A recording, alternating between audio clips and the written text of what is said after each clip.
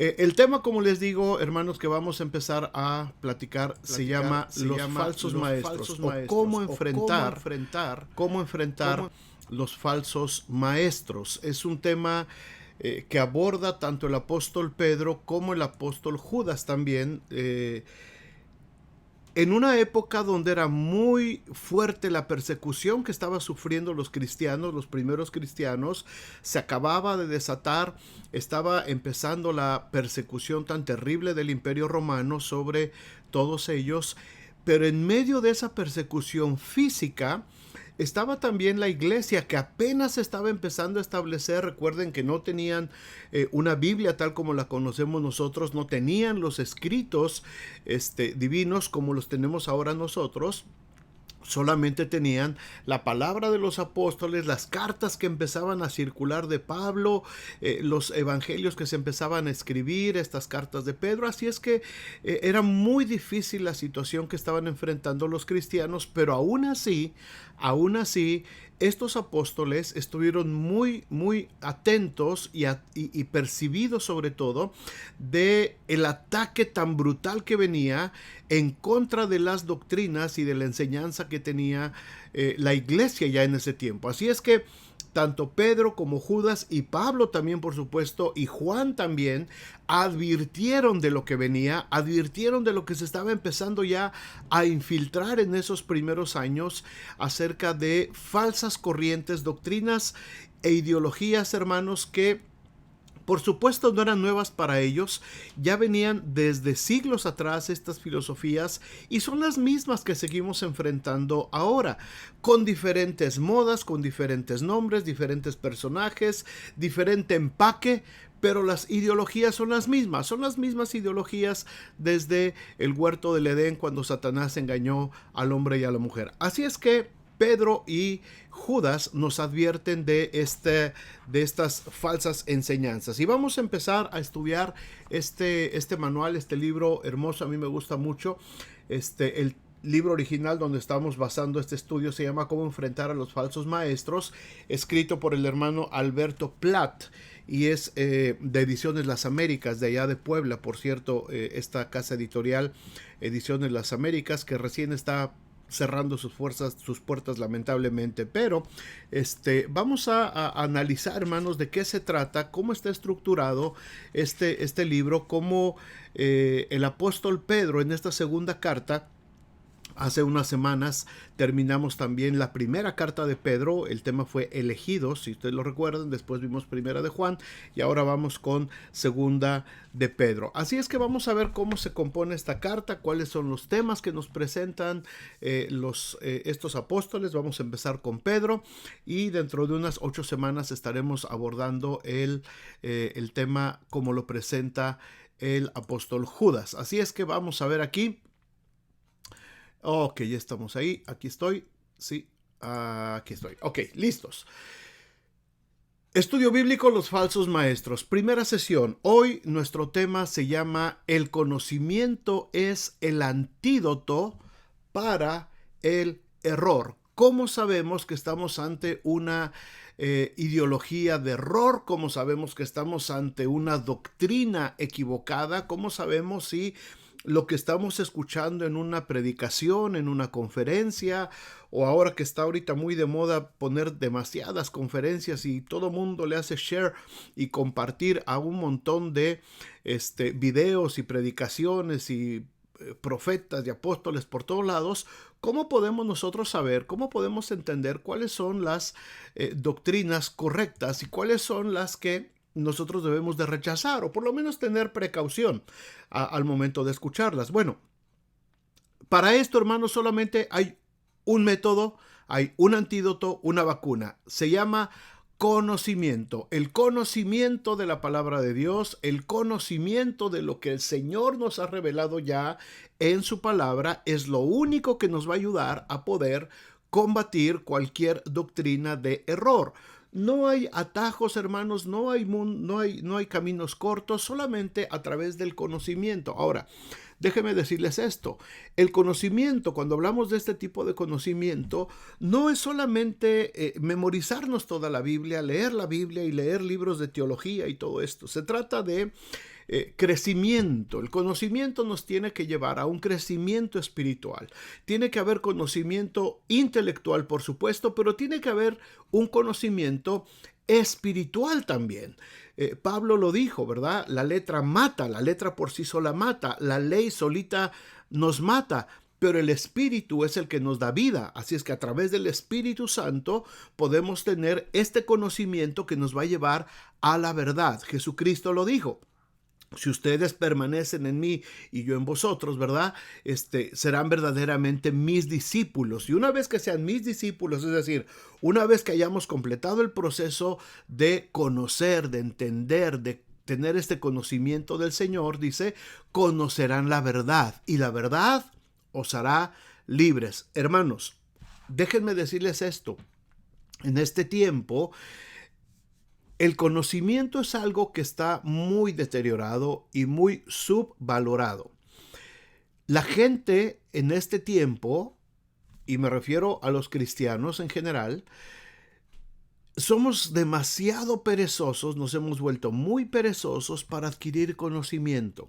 Nos cuesta trabajo leer, nos aburre leer la Biblia, nos da sueño leer la Biblia, pensamos que es muy difícil de entender, empezamos a buscar las traducciones que podamos encontrar más ligeritas, más que hablen como nosotros para poder más o menos entender, porque no queremos esforzarnos, no queremos tener a la mano otras herramientas de estudio, no queremos tener un diccionario, no queremos tomarnos la molestia de conocer más. Escuchamos la Biblia solamente a veces, ¿verdad? Con la facilidad que hay ahora, la pongo en internet y estoy escuchando solamente la Biblia. Y estoy solamente a veces hasta distraído y solito estoy escuchando la Biblia. O pongo un video que me enseñe solamente lo elemental, lo que quiero saber hoy. Pongo un videíto y ve el videíto, muy bonito, muy agradable, pero ya es todo el conocimiento que tengo. No, hermanos, no podemos subvalorar el poder que hay en el conocimiento de la palabra de Dios. Y no hay otra manera de adquirir conocimiento más que meternos a la palabra de Dios, más que meternos a leer, meternos a estudiar de manera sistemática. Por eso el Señor dijo que teníamos que escudriñar, y escudriñar significa ver con detenimiento, entender lo que estamos leyendo, entender lo que estamos haciendo, y tenemos que tener nuestras herramientas de estudio. No podemos menospreciar el conocimiento, porque el conocimiento es el único que nos va a llevar a la verdad. Por eso ahora tantos cristianos confundidos, tantos cristianos que todo lo que les presentan en las redes sociales lo absorben, se lo comen, se lo creen, lo comparten sin ton y son porque se les hizo bonito, y no se están dando cuenta que en medio de esas, algunas de esas pláticas, hay muchas muy buenas, por supuesto que sí, y muy centradas y basadas en la palabra de Dios, pero lo cierto es que también hay mucha pajita, hermanos, y hay mucha basurita que se ha infiltrado por estos falsos maestros, y muchas veces el cristiano, sin saber, por no tener el conocimiento, comparte por todos lados y piensa que lo está haciendo bien. Y de eso se trata este estudio, hermanos. Vamos a ver, con el favor de Dios, tratar de discernir un poquito acerca de cuáles son esas doctrinas, cuáles son esas ideologías, y cómo el apóstol Pedro y Judas nos van llevando a través de este estudio para poder tener nosotros las herramientas. No vamos a decir solamente aquí, fulano, fulana, fulana y fulana son profetas falsos, no. Lo que vamos a poner aquí son herramientas para que cada uno de nosotros, cada uno de ustedes, tenga la capacidad de estudiar y de discernir acerca de lo que estamos hablando. Así es que vamos a ver primero el bosquejo de Segunda de Pedro. Cómo está estructurado este libro para que lo podamos entender mejor. Tenemos básicamente 4 secciones en esta carta. Son 3 capítulos solamente y son 3 secciones y la doxología. Son, vamos a decir, 4 secciones. El primer capítulo de Segunda de Pedro nos va a ayudar a aclarar la esencia del conocimiento. ¿De dónde viene el conocimiento? ¿Qué es el conocimiento? ¿A quién fue dirigido? ¿Cómo lo podemos usar? Y esa es la primera parte, el capítulo 1. Viene la fuente del conocimiento, el desarrollo del conocimiento en el creyente, el fundamento del conocimiento para el creyente. La segunda sección, el conocimiento nos va a ayudar a acusar a los enemigos. presentar, exhibir quiénes son los enemigos de este conocimiento que tenemos en Cristo, las advertencias en contra de los falsos maestros, los ejemplos de juicio y de rescate que encontramos ahí, y las actividades de los falsos maestros, así como el fruto que producen estos falsos maestros. En la sección 3, vamos a ver en el capítulo 3 cómo aprovechamos la esperanza que nos da el conocimiento respecto de la venida de Cristo, de la segunda venida de Jesús. El propósito repetido, el propósito reiterado, lo vamos a ver. La profecía de la segunda venida de Cristo es reafirmada. Y aquí vamos a ver la historia, vamos a ver la voz de Dios, la teología propia de la segunda venida de Cristo. Vamos a ver de cómo tenemos que proceder, qué es lo que necesitamos, qué es lo que es requerido para proceder de acuerdo a esta profecía de la segunda venida de Cristo, cómo lo confrontamos en contra de los falsos maestros, el día del Señor, el comportamiento del cristiano, y vamos a cerrar la segunda carta de Pedro con el reconocimiento de Jesucristo, lo que conocemos como la doxología. Así es que vamos a entrar en materia, hermanos. Vamos a la sección número 1. Vamos a empezar a hablar acerca de aclarando la esencia del conocimiento. Y fíjense cómo a lo largo de este estudio, esta palabra conocimiento, Pedro la va a repetir constantemente. La vamos a ver cómo Pedro usa constantemente esta palabra de conocimiento, porque esa es la base. La única manera de refutar las falsas doctrinas es conocimiento. Es muy bueno cuando nosotros le preguntamos a algún maestro, a algún líder, a los pastores: oiga, pastor, ¿usted qué piensa de esta persona? ¿Qué piensa de esta predicación? ¿Qué piensa de esto? Pero sería más fácil, sería más provechoso que nosotros mismos, cada uno de nosotros, tuviéramos las herramientas para poder discernir de lo que estamos viendo, discernir lo que escuchamos, discernir cuando alguien en el trabajo, en cualquier lugar, en cualquier reunión, empieza a platicarnos acerca de alguna ideología, nos empiezan a presentar. Lo mejor es que cada uno de nosotros tengamos las herramientas para poder discernir: esto tiene que ver con Dios, esto es el Evangelio, o esto es una ideología muy sutil que se quiere meter aquí en medio de esta plática. Y ese es el propósito, hermanos. Vamos a ir viendo cómo lo podemos hacer. Ok, número 1, o inciso A: la fuente del conocimiento para el creyente. Si tienen sus Biblias, ábranlas por favor ahí en segunda de Pedro. Vamos a ver cuál es la fuente, de dónde proviene este conocimiento para el creyente. ¿De quién es esta carta? ¿Quién la escribió la carta? ¿A quién se la dirigió la carta? Lo vemos en los 2 primeros versículos. Dice segunda de Pedro capítulo 1, versículo 1. Simón Pedro, siervo y apóstol de Jesucristo. En estas gráficas que les presento he hecho énfasis en algunas palabras porque son las que nos van a ir guiando para ir asentando nuestro estudio. Siervo y apóstol de Jesucristo, a los que habéis alcanzado por la justicia de nuestro Dios y Salvador Jesucristo una fe igualmente preciosa que la nuestra. Versículo 2.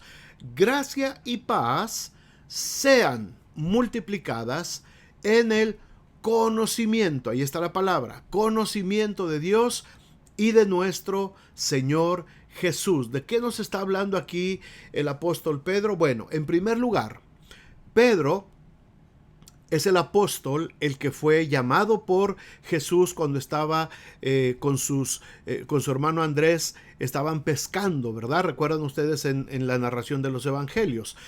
Pedro estaba con su hermano, estaban a la orilla del mar de Galilea pescando o arreglando sus redes, y Jesús pasa junto a ellos y los invita, los llama y les dice: venid en pos de mí y yo os haré pescadores de hombres. Y dice la Biblia que ellos dejaron al instante sus redes y le siguieron, ¿verdad? Pedro se convierte en ese momento en un seguidor de Jesús. Al pasar el tiempo, al pasar los meses y los años, se convierte en un discípulo. Primero fue un seguidor. Iba con Jesús. No sabía bien de qué se trataba el asunto. Había algo que le había traído de Jesús. No se pudo resistir a la autoridad con la que Jesús lo llamó. Así es que lo empieza a seguir. al escuchar sus historias, al escuchar sus enseñanzas, al ver la forma como Jesús se conducía y enseñaba y sanaba y predicaba, se convierte entonces en un discípulo porque él asimila sus enseñanzas y se convierte entonces en un discípulo.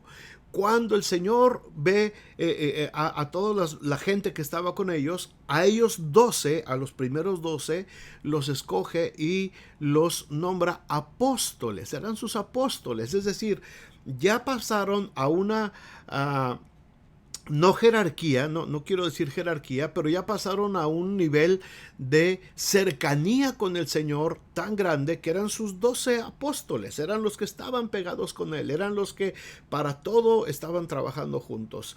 Y este Simón Pedro, que después de haber sido pescador, un hombre galileo, sin letras, sin mucha educación, pero que obedeció el llamado de Cristo, se convierte en apóstol. Pero fíjense cómo aquí se está presentando Pedro. Dice, Simón Pedro, da su nombre, el nombre que tenía, ¿verdad? Y el nombre que Jesús le puso por sobrenombre Pedro, Simón Pedro, y se presenta como siervo y apóstol de Jesucristo.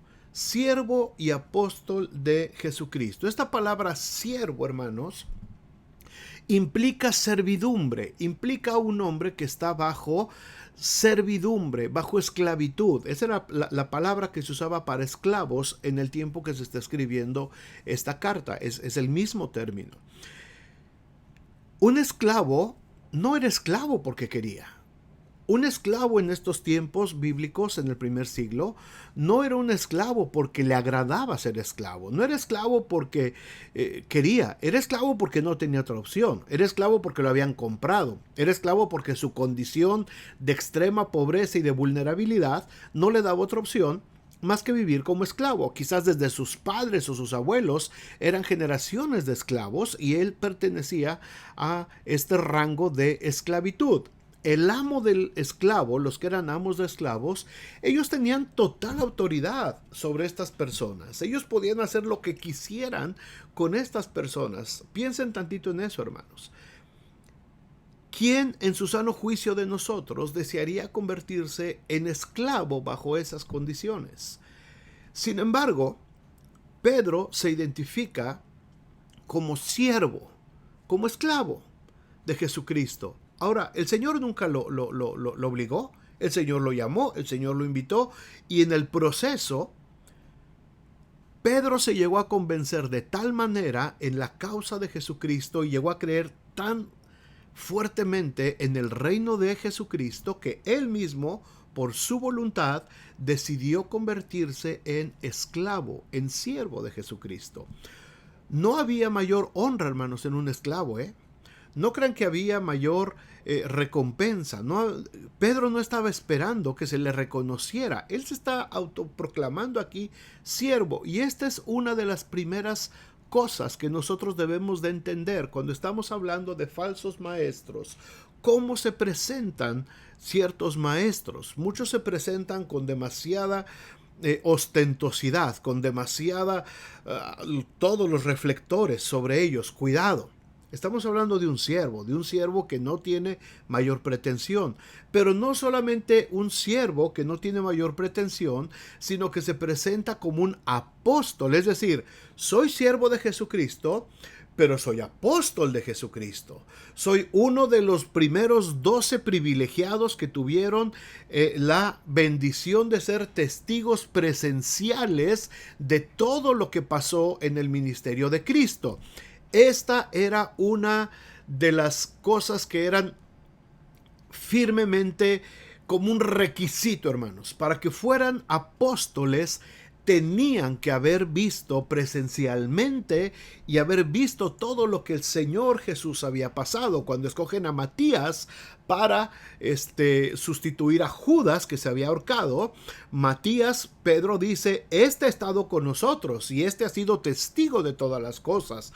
Pablo se convierte en apóstol y Pablo mismo dice con mucha humildad, yo como un abortivo me hice apóstol, ¿verdad? Si alcancé a ver a Jesús cuando Jesús se mostró a mí en el camino a Damasco y eso le da la autoridad de haberse llamado apóstol junto con los apóstoles. Ahora, Yo quiero que entendamos esto, hermanos, porque en este tiempo que estamos hablando de falsos maestros, esta palabra apóstol está cobrando en nuestros tiempos una trascendencia muy grande.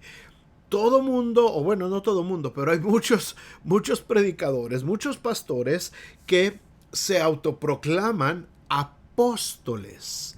Y los apóstoles, de acuerdo a la Biblia, eran solamente los que Jesús escogió y que fueron testigos presenciales de su ministerio, de su muerte, pero sobre todo de su resurrección. Esos eran los apóstoles. Ahora, hermanos, déjenme decirles esto. Yo no estoy en contra de que alguien se llame apóstol por esta razón. Si vamos a tomar apóstol, la palabra apóstol en este tiempo, como una función, como la descripción de una función, no como una jerarquía, no como una jerarquía. Dice Efesios que el Señor constituyó apóstoles, profetas, evangelistas, pastores y maestros para poder hacer que el reino de Dios crezca, ¿verdad? Para perfeccionar a los santos.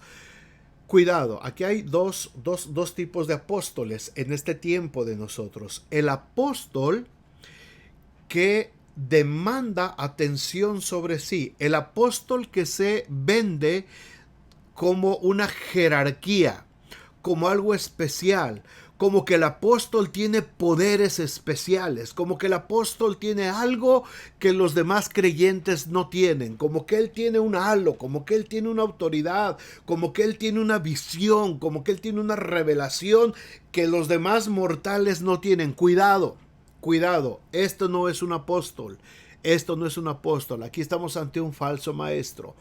Un apóstol, en el sentido estricto de la palabra, en nuestros tiempos, por supuesto que ya no tiene que ver con los apóstoles, con los 12 apóstoles y con Pablo.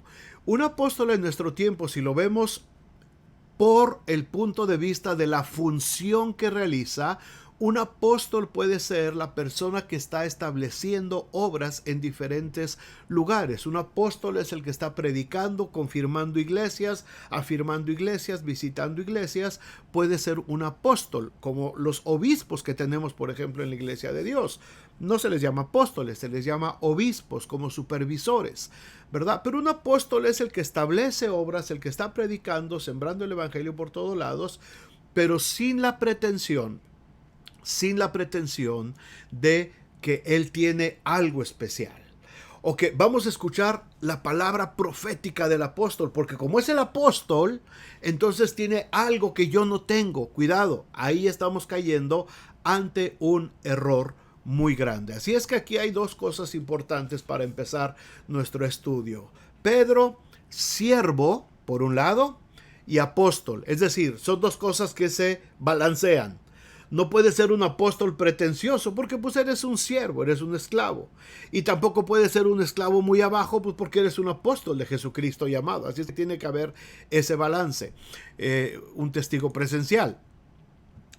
Pero ¿a quién se dirige la carta? Ya vimos quién la escribe. La está escribiendo Pedro, siervo y apóstol. ¿A quién? Se la dirige a los que habéis alcanzado. A los que habéis alcanzado la fe. A los que han sido creyentes, los que han logrado entregar su vida a Cristo y se han convertido en creyentes del Evangelio. A ellos está, a los que habéis alcanzado por la justicia de nuestro Dios y Salvador, una fe igualmente preciosa, una fe. Así es que la carta, la fuente del conocimiento para el creyente, ¿de quién viene? De un hombre que conoció a Jesús, de un hombre que caminó con Jesús, de un hombre que fue testigo presencial de lo que vivió Jesús, fue testigo presencial de los milagros de Jesús, fue testigo presencial de la muerte de Jesús. Muy amarga la experiencia para Pedro, porque Pedro negó al Señor en ese momento, pero fue reivindicado después en la resurrección por el mismo Señor Jesús y la encomienda que apaciente a sus ovejas y que guarde a su iglesia. Así es que Pedro escribe, ¿a quién? A los que han alcanzado gracia, a los que han alcanzado la fe, a los que han llegado a ser creyentes en el Señor Jesús. Ahora, fíjense lo que dice el versículo 2. Está haciendo, el versículo 1 todavía dice, Dios y Salvador Jesucristo. Otro punto muy importante para recordar en el momento de enfrentar falsos maestros. Pedro, si ustedes recuerdan, acabamos de terminar la semana pasada el estudio completo también de Primera de Juan. Y Primera de Juan, uno de los temas principales que presenta es la divinidad de Jesucristo. Es decir, Jesucristo es Dios. Jesucristo mismo es Dios hecho carne. El verbo de Dios hecho carne que se manifestó a nosotros. No es una creación, no es un profeta, no es un hombre común y corriente sobre el que vino el Espíritu Santo y después se fue. Jesucristo es el verbo de Dios encarnado. ¿Cuántos dicen amén? Espero que todos. Esta es la base, hermanos, una base muy fuerte para enfrentar a los falsos maestros. Dios y Salvador Jesucristo. Y Pedro lo está enfatizando aquí en este primer versículo. Lo primero que hace al momento de empezar a escribir su carta, Dios y Salvador Jesucristo, juntos. Dios y Salvador Jesucristo. Y después el versículo 2, Pedro está diciendo gracia y paz. Gracia y paz. Dos bendiciones, dos virtudes que Pedro quería que los creyentes, los nuevos creyentes en Cristo pudieran entender. Gracia y paz, dice, os sean multiplicadas. Fíjense bien, no está diciendo espero que les llegue gracia y paz. No, si ya alcanzaste la fe, entonces en tu vida ya hay gracia y paz. Dos palabras muy importantes. No en el término humano. No paz como ausencia de problemas. No paz como ausencia de situaciones difíciles o ausencia de guerra, sino paz en nuestro espíritu reconciliado con Dios. A esta paz es a la que se está refiriendo Pedro. Es la paz que encontramos cuando venimos a Cristo y cuando alcanzamos el conocimiento de Dios, y entonces entramos en un ambiente de paz. Nos pusimos en paz con Dios, reconciliados con Dios, fuimos reconciliados con el Padre. ¿Por qué? Porque la esfera de pecado en la que vivimos nos tenía en guerra con Dios. Estábamos enemistados con Dios, pero por medio de Jesucristo fuimos reconciliados a la paz de Jesucristo. ¿Se entiende esto, hermanos? Espero que sí. Pongan bien la atención, prendan bien las antenas. Yo sé que no estoy hablando cosas fáciles, son temas teológicos, son asuntos doctrinales, es conocimiento que tenemos que tener bien firme en nuestras mentes. Así es que está hablando de gracia. ¿Qué es la gracia? Lo que recibimos por la misericordia de Dios. ¿Qué es lo que merecíamos nosotros como pecadores? La muerte, el castigo eterno. Merecíamos el infierno, la condenación y todas las consecuencias del pecado que arrastra el pecado. Dolor, humillación, fracaso. Todo eso era lo que merecíamos. Pero por la gracia de Dios, por gracia sois salvos. Y esto no de vosotros, pues es don de Dios, dice Pablo. Por gracia, esa gracia de Dios es la que me hace ahora limpio de maldad, me hace limpio de pecado, me hace acepto delante de la presencia de Dios. Por la gracia de Dios soy lo que soy. Por la gracia de Dios ahora he sido reconciliado y por lo mismo ahora tengo paz, gracia, vida eterna, libertad, verdad, reconciliación, justificación, santidad, todo lo que tiene que ver con la gracia y paz. La paz que tengo ahora con Dios, no la paz que tengo con mi vecino, que estábamos peleados, ni con mi mujer, ni con mi marido, ni con... No. La paz que encontré cuando me reconcilié con Dios por medio de Jesucristo. Gracia y paz, ya las tengo, ya son mías. ya soy un creyente, ya alcancé la fe, la misma fe que Pedro tenía, igualmente preciosa que la nuestra, dice Pedro. Ya tengo esa fe, entonces la consecuencia de tener esa fe, ahora Pedro me dice, muy bien, ahora que esa misma gracia y que esa misma paz que yo tengo, dice el apóstol Pedro, espero que sean multiplicadas. Es decir, que crezcan cada día en tu vida. Que crezcan. ¿Cómo van a crecer? ¿Cómo van a crecer? En el conocimiento de Dios y de nuestro Señor Jesús. En el conocimiento de Dios. En el conocimiento de Dios. Espero que entiendan esta primera enseñanza, hermanos. La única manera de poder enfrentar el error es a través del conocimiento. Y ese conocimiento llega una vez que hemos alcanzado la fe y esa fe se ha convertido en gracia y paz. Y esa gracia y paz van a tener que ir siendo multiplicadas. Si ustedes han estado estudiando la palabra de Dios, la gracia y la paz se está multiplicando en sus vidas. Insisto en esto. No quiere decir ausencia de problemas. No quiere decir ausencia de dolor. No quiere decir ausencia de dudas o de temores o de situaciones difíciles por las que estemos enfrentando. No tiene que ver con ausencia de cosas terrenales o con ausencia de emociones distorsionadas. Tiene que ver con el conocimiento de Jesucristo hacia lo que va a ser nuestra vida eterna, la vida que estamos disfrutando con el Señor Jesús. Amén. Amén. Ok.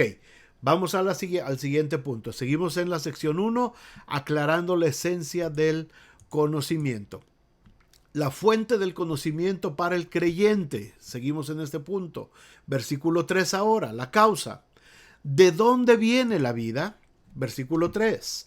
Como todas las cosas que pertenecen a la vida y a la piedad, nos han sido dadas por su divino poder. Mediante, otra vez la palabra, el conocimiento de aquel que nos llamó por su gloria y excelencia. Qué padre versículo este, hermanos. Fíjense lo que dice aquí, cómo empieza. ¿Qué es a lo que hace énfasis aquí el apóstol Pedro? Todas las cosas, todas. No solamente provisión para la vida eterna, sino para enfrentar también la vida presente. Las cosas que pertenecen a la vida, es decir, lo que está en el mundo terrenal. ¿Qué cosas son las que pertenecen a la vida? Las cosas que pertenecen a la vida es nuestro sustento diario, nuestro techo, nuestra comida, nuestro vestido, nuestro transporte, nuestra educación, nuestra salud, nuestras emociones, las cosas que necesitamos en la vida diaria. Todas las cosas que necesitamos en la vida diaria. Pero no solamente dice que nos ha dado las cosas que necesitamos para nuestra vida diaria, sino también las cosas que pertenecen a la piedad, es decir, a nuestra esfera espiritual, a las cosas espirituales. Tenemos vida eterna, tenemos justificación, tenemos santidad, tenemos redención en Cristo Jesús, tenemos perdón de pecados, tenemos la esperanza de la promesa de que Jesús viene por nosotros, tenemos la promesa de cielos nuevos y tierras nuevas, todo lo que el Señor ha prometido para nosotros, todo. En la vida espiritual y en la vida material, Jesús dijo: no os afanéis por qué vas a comer y qué vas a vestir. Mira las aves del cielo, que no hacen nada de eso, y vuestro Padre Celestial las alimenta. ¿No valéis acaso vosotros mucho más que ellos? El Señor dijo: no te afanes. Deja que cada día tenga su afán. No estés preocupado solamente por las cosas terrenales, porque todas las cosas que pertenecen a la vida y a la piedad, a tu vida natural, a tu vida física y a tu vida espiritual, todas las cosas nos han sido dadas por su divino poder mediante el conocimiento. Ok, todas las cosas nos han sido dadas. Amén. Bendito el Señor, todas las cosas. Pero, tenemos algunas cosas que tenemos que conocer. Por eso viene el conocimiento. Primero, esas cosas, todo lo que viene que pertenece a la vida, a la piedad, provienen de su divino poder. Escuchen por favor bien esto, hermanos. Pongan mucha atención. no provienen de fuentes humanas ni de ideologías humanistas. Estoy hablando de cosas como la superación personal, la motivación. Aquí hay otra ideología muy peligrosa infiltrándose de manera muy ligerita adentro de la vida de las iglesias y adentro de la vida de muchos cristianos. Todas las cosas de nuestra vida y de mi vida eterna me han sido dadas por medio de su divino poder, no por medio de mis propios medios. ¿Se entiende, hermanos? Me fueron dadas por su divino poder. Las cosas que yo tengo, las cosas que logro, las cosas que quiero hacer, las cosas que necesito hacer en mi vida natural para honrar el nombre de Dios, me han sido dadas por medio de su divino poder. Cuidado con los mensajes de superación personal. Yo no digo que esté mal la superación personal, pero la superación personal se está infiltrando mucho en el Evangelio. Esta es una de las corrientes de las que el apóstol Pedro nos está alertando. Cuidado cuando te están hablando de tus sueños y de tus logros, y es que tú tienes todo para hacerlo y tú tienes todo para lograrla porque eres un campeón y porque tú tienes el poder y que si quieres esa casa, visualízala porque la casa Dios te la va a dar y es una casa y tu carro y tus logros y te vas a hacer millonario y vas a tener esto y el otro porque Dios quiere todo para ti.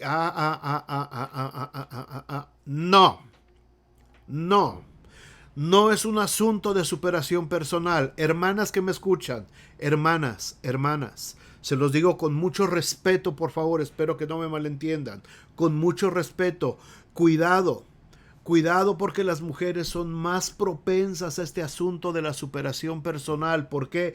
Porque la mujer batalla mucho con su autoestima. La mujer constantemente tiene su autoestima bajo y se la tienen que estar subiendo. Y esta ideología que se ha infiltrado en el Evangelio también va dirigida en gran parte, no solamente, pero en gran parte, a las hermanas, a las mujeres, porque las mujeres son más propensas a tener que usar este tipo de superación personal. Y ahí viene todo el asunto de que tú eres bonita y que tú acá y que tú acá y que tú puedes y que tú campeona y que tú esto y que tus sueños y que lucha por tus sueños. Cuidado, hermanos, cuidado. Todas las cosas que pertenecen a la vida y a la piedad me han sido dadas por su divino poder. Por el divino poder, no por mis características, no por mis habilidades, no por mi superación personal, no porque me echen porras y me estén inflando como globo a cada rato para que mi espíritu se suba. No tiene que ver con humanismo. No tiene que ver con positivismo, tiene que ver con entender la gracia y la paz que me han sido dadas por medio de Jesucristo y a través de eso las cosas que pertenecen a la vida y a la piedad. No se trata de sueños, no se trata de anhelos, no se trata de el fin material de las cosas.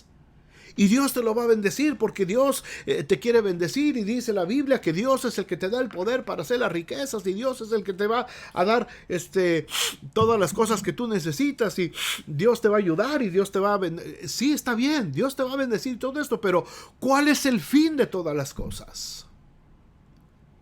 No se trata de que ya tengo mi casa, ya tengo mi casa, ya tengo mi carro y ahora estoy tan afanado con mi casa y con mi carro que ya no tengo tiempo para Dios. Cuando Dios bendice, cuando Dios da, cuando Dios nos da cosas mediante su divino poder, es para cumplir el propósito del reino de Dios, no de un sueño materialista nuestro, hermanos. Ojalá podamos entender esto, hermanas, por favor, díganme que me aman.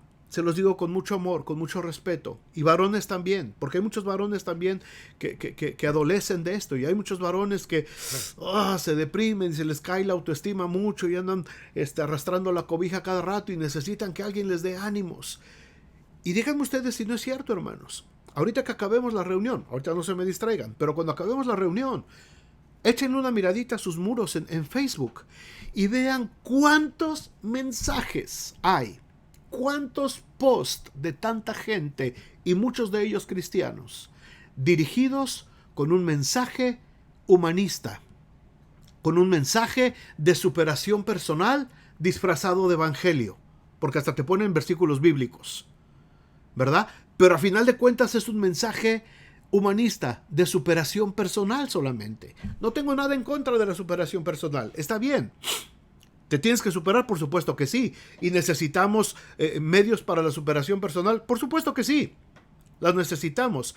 El problema es cuando esta superación personal se infiltra dentro de la doctrina de la iglesia y de pronto vemos eventos, vemos conferencias, vemos congresos o vemos reuniones donde el tema principal tiene que ver con superación personal. Las mujeres están, el tema principal es que las mujeres vayan muy arregladas, muy vestidas, muy acá, muy allá. ¿Por qué? ¿Por qué ese énfasis? Porque la mujer necesita afirmar constantemente su persona, ¿verdad? Su autoestima se tiene que estar inflando constantemente. Y hay muchos eventos en las iglesias en este tiempo donde se han infiltrado estas doctrinas de las que nos están empezando a prevenir aquí ya nuestro estudio, ¿verdad? Cuidado, cuidado. Todas las cosas que pertenecen a la vida y a la piedad, lo que tú eres como persona, la forma como te percibes a ti mismo, quién tú eres en Cristo Jesús, cuál es tu identidad como cristiano, cuáles son las cosas que necesitas. Yo por supuesto que necesito una casa para vivir. Y el Señor me va a ayudar y me va a dar la habilidad en mi trabajo para poder adquirir una casa. Necesito un carro para poderme transportar. Por supuesto que sí. Necesito dinero para pagarle el colegio a mis hijos. Por supuesto que sí. Y Dios me lo va a proveer mediante su divino poder. Pero no porque la casa sea el fin, no porque el carro sea el fin que estoy persiguiendo, es solamente un medio. Esos solamente son recursos que Dios me está dando para que yo pueda cumplir mi propósito dentro del plan de Dios. Espero que se entienda esto, hermanos, que se entienda que es mediante su divino poder, no mediante nuestros esfuerzos. Ese es el humanismo.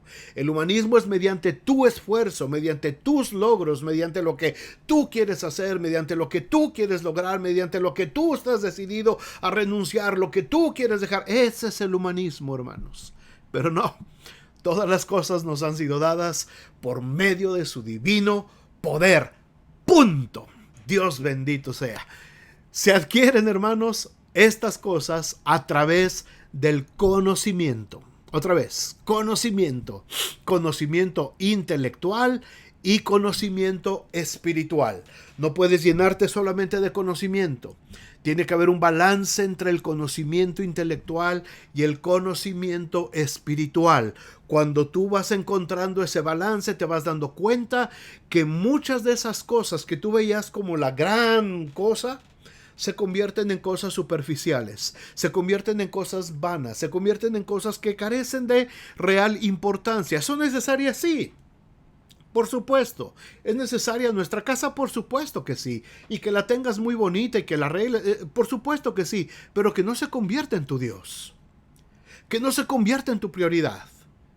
¿Son muy importantes tus estudios? Por supuesto que sí. Y si puedes sacar una maestría y un doctorado, bendito sea Dios. Esfuérzate, lógrate y saca tus estudios lo más que puedas. Pero ten cuidado, que eso no se convierta en tu Dios. Necesitamos el conocimiento de parte de Jesucristo, conocimiento intelectual, pero también conocimiento espiritual para mantener el balance que necesito en mi vida personal. Y sé, solo para los que han experimentado el llamamiento por medio de su gloria y excelencia. Para ese grupo, para los cristianos, ¿todas las cosas me han sido dadas mediante su divino poder?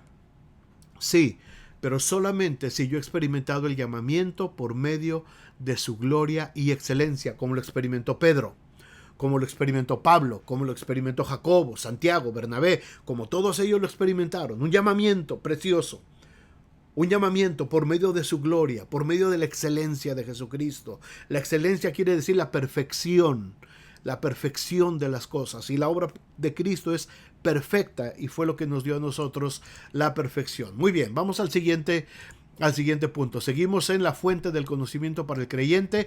¿Cuáles son las consecuencias? ¿De qué somos participantes? Una vez que yo he entendido estos principios, hermanos, una vez que yo he entendido que todas las cosas que pertenecen a la vida normal, a la vida terrenal, a la vida del mundo que tengo que vivir, y las cosas espirituales, todo lo que necesito ya me fue dado por medio de su divino poder. ¿Para qué? ¿Para qué? Aquí viene la respuesta en el versículo 4. Por medio de las cuales, dice, nos ha dado preciosas y grandísimas promesas,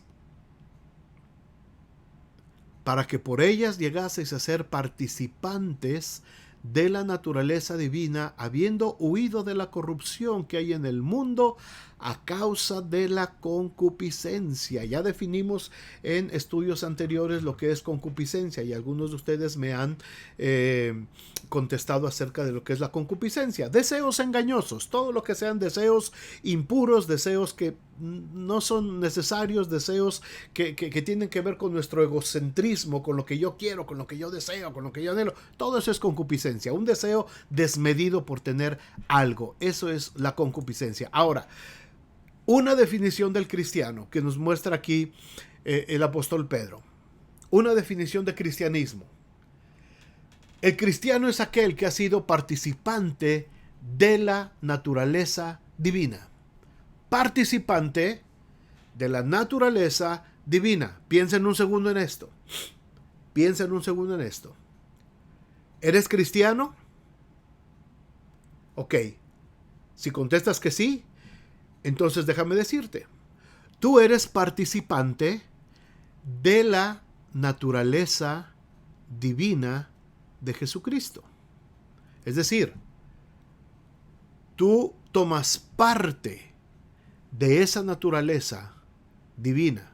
Piensa bien en esto, piensen bien en esto, piensen bien. Métanle tantito coco, tantito conocimiento. No es cualquier cosa lo que les estoy diciendo.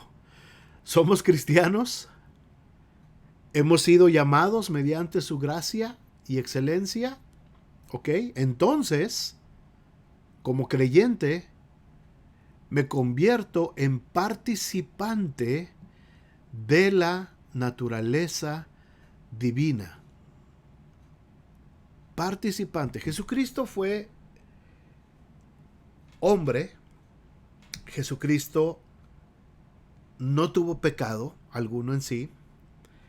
Y a lo largo de su ministerio terrenal, Pedro y los demás apóstoles y los cristianos que le rodearon pudieron darse cuenta de su naturaleza divina. Es decir, su naturaleza no era diabólica, como la de todos los demás, como la de todos los religiosos de su tiempo. Él no participaba de una naturaleza diabólica, tampoco de una naturaleza religiosa que solamente trataba de encontrarse en paz con Dios a través de ritos y liturgias. Él no tenía una naturaleza mundana, humana, que solamente andaba buscándose la subsistencia en el día a día. Jesucristo tenía una naturaleza divina. ¿Qué significa esto? Hablaba como Dios, miraba como Dios, tocaba como Dios, amaba como Dios, sanaba como Dios, enseñaba como Dios, derramaba compasión como Dios, como un Dios de amor. Recuerden esto, la gente en el tiempo de Jesús tenían un concepto de Dios de enojo, de ira, de castigo, de crueldad, de sometimiento, de abandono, de juicio. Ese era el concepto. Pero Jesucristo vino a traernos la revelación de la verdadera naturaleza divina de Dios. Amor, comprensión, justicia, salvación, bondad, sanidad. Él vino a traernos esa naturaleza divina. ¿Estamos entendiendo, hermanos? Lástima que no los puedo ver de frente a todos. Quisiera ver sus caras, pero bueno, espero que sí, estén ahí. Cristianos, cristianos, ahora piensen otra vez. Cristianos, nosotros los cristianos somos participantes de esa naturaleza divina. ¿Qué tal? ¿Qué tal?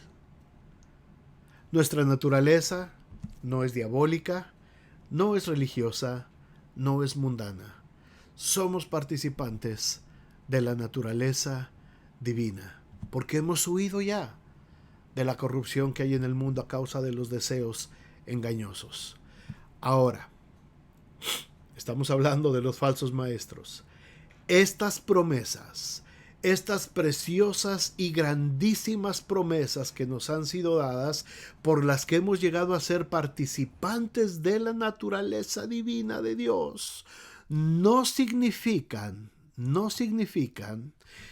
que llegaremos a ser dioses o semidioses o dioses juniors, como dijo por ahí un predicador que está en Miami y que no quiero decir su nombre, pero tiene que ver con dinero en efectivo.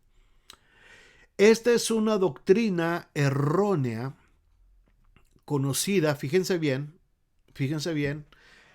como la divinización futura del hombre. Así se conoce esta doctrina. Es una doctrina totalmente diabólica y errónea. Divinización futura del hombre. ¿Se acuerdan qué fue lo que le dijo la serpiente a Adán y a Eva en el huerto del Edén? Con que Dios os ha dicho que no comáis de este fruto. Psst, así hacía la serpiente. Porque Dios sabe que si ustedes comen de este fruto, ustedes van a ser como Dios. ¿Se dan cuenta que no hay nada nuevo bajo el sol, hermanos? Esta es la misma doctrina, la divinización futura del hombre. Esta doctrina la manejan, por ejemplo, los mormones. Que un día nosotros vamos a llegar a ser dioses. Que nosotros como humanos vamos a estar al mismo nivel de Dios. Por supuesto que no. O que vamos a ser semidioses como dioses. No. El ser participantes de la naturaleza divina no tiene que ver con que nosotros vamos a ser convertidos en dioses. Cuando Cristo venga por nosotros, nosotros vamos a ser transformados, dice. En un abrir y cerrar de ojos nuestros cuerpos serán transformados, pero no quiere decir en ningún momento que nosotros vamos a tener ahora la calidad de dioses. Si ustedes se acuerdan cuando Pablo llega a predicar con Bernabé a Grecia, los griegos eran muy de dioses y todo esto, ¿verdad? Y cuando ellos empiezan a predicar, ¿qué fue lo que dijeron los griegos? ¡Wow! Los dioses han bajado a visitarnos. Y Pablo inmediatamente dijo, no. Aquí nada que de dioses, nada de eso. Nosotros somos humanos y venimos a predicarles a Jesucristo, que murió, resucitó y les empezó a predicar a Cristo ahí. Cuidado con estas teorías. La Iglesia Ortodoxa Oriental tiene esta doctrina.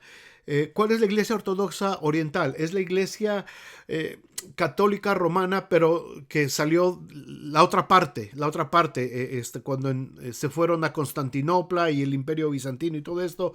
En fin, luego les platico toda la historia, pero es la Iglesia Ortodoxa Oriental, la que funge en Rusia, por ejemplo, en todo lo que es Europa del Este, allá es la Iglesia Ortodoxa Oriental. Ellos no están sujetos al Papa en el Vaticano de Roma. Esa es la occidental. La oriental es la otra. Y ellos manejan este tipo de doctrina. Es una doctrina que está muy de acuerdo con todas las doctrinas de los dioses orientales. Los budistas, los sintoístas, todo en la India, por ejemplo, todos los 300,000 dioses que tienen y todas las religiones que tienen, todas esas religiones orientales hablan acerca de la divinización futura del hombre. Es decir, el hombre tiene que seguir progresando paulatinamente en su vida espiritual para llegar a convertirse en un Dios. La Biblia no dice esto. La Biblia dice que Dios nos ha dado promesas y que hemos llegado a alcanzar la fe de Jesucristo y nos ha hecho participantes de la naturaleza divina. Quiere decir que ahora nosotros tenemos comunión con Jesucristo y la sangre de Jesucristo nos limpia de todo pecado, pero nosotros no vamos a ser dioses. Esta es una doctrina muy fuerte dentro de la iglesia mormona, dentro de la iglesia ortodoxa oriental. Algunos grupos de la teología de la prosperidad en este tiempo hablan acerca de esta doctrina y hablan acerca de este pensamiento. Cuidado, cuando ustedes escuchen algo de esto, es que tú eres un Dios pequeño, es que tú eres como Dios, es que no, señor, no. Yo no soy como Dios. Yo soy un cristiano, soy un hijo de Dios, soy participante de la naturaleza divina, pero eso no significa que yo soy como Dios. Eso no significa que yo soy Dios. No significa que soy un Jehová Junior, como dijo por ahí un apóstata de estos. No quiere decir eso. No quiere decir, porque eso es algo con lo que te enganchan para que entres en este tipo de doctrina donde volvemos otra vez a caer a la superación humana y a los logros humanos y al humanismo. Qué delicado es todo esto, hermanos. Qué delicado es todo esto y tan fácil y tan grande que está ahorita en medio de nuestros tiempos. Por último, nuestra meta, hermanos. Nuestra meta es reflejar el carácter de Cristo en nosotros. Eso significa ser participantes de la naturaleza divina. Cristo en nosotros, Cristo viviendo en nosotros. Dice Colosenses 1:27, Cristo en vosotros, la esperanza de gloria. Tenemos que confesar que las Escrituras establecen como meta para el creyente que lleguemos a ser como Cristo, no que nos convirtamos en pequeños Cristos, sino que nos convirtamos y lleguemos a ser como Cristo. Acuérdense lo que dice primera de Juan 3:2.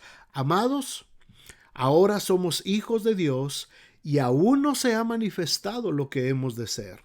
Pero sabemos que cuando Él se manifieste, seremos semejantes a Él porque le veremos tal como Él es. Semejantes a Él quiere decir en su naturaleza divina. No seremos dioses.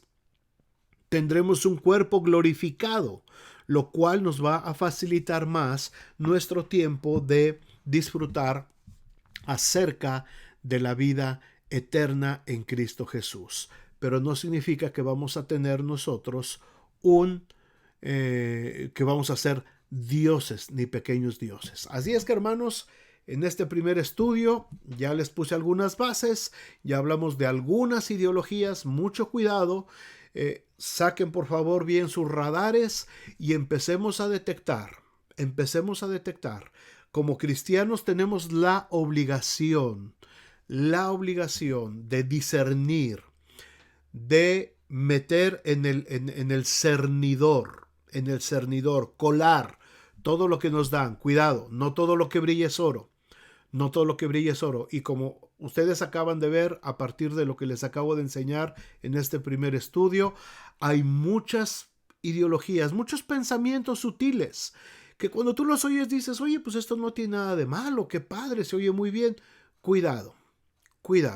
Una cosa son las ideas de la gente y otra cosa es el evangelio y el propósito del evangelio en nuestras vidas. Hay mucha diferencia.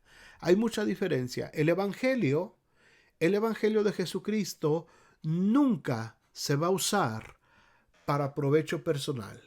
Nunca se va a usar para superación personal. El evangelio nunca se va a usar para que nosotros consigamos cosas materiales. El evangelio de Jesucristo es para proclamar que Él es Señor, Rey de reyes, Señor de señores, y que a Él sea toda la gloria y toda la honra. El evangelio de Jesucristo me pone en un espejo como hombre pecador que necesita arrepentirse y necesita volver su mirada a Cristo, y necesito la gracia y la paz de Jesucristo. Necesito entrar en esa reconciliación con Jesucristo para poder tener acceso a la vida eterna. Y mientras llego a la vida eterna, mientras estoy en este cuerpo, todas las cosas que pertenecen a la vida y a la piedad me han sido dadas por su divino poder. Amén. Pues gracias, hermanos, se nos terminó el tiempo de este primer estudio. Espero que sea de bendición y que sigamos en los siguientes estudios.